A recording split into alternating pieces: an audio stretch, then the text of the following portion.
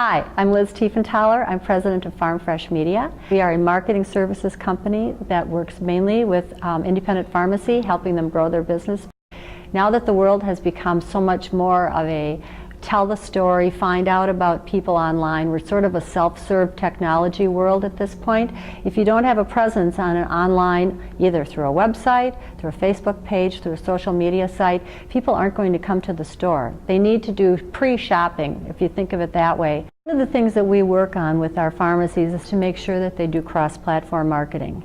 We know the importance of doing offline marketing. We know that we need to reach people that way, but there's also the element of online marketing that is a critical part of the marketing mix for pharmacy.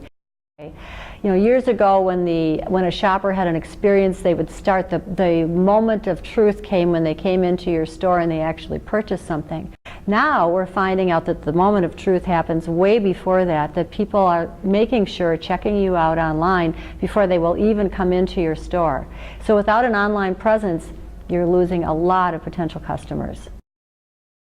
One of the things that I'm still astonished to learn is how few independents actually have a website. So we can talk about social media and online all day long, but you still need a hub for people to come to.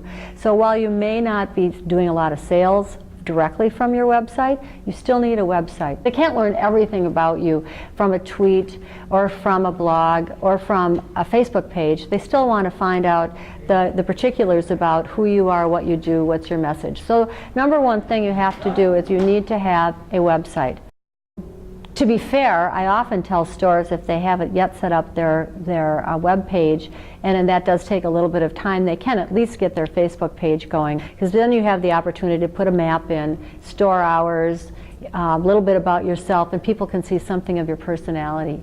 So Facebook, pretty simple, free, just make sure you have somebody doing it for you. I think a couple of posts a week is appropriate. We don't want to spam people. To me, blogging seems like just a natural for pharmacy. People want content. We're all content hungry. That's part of our self-serve now in information.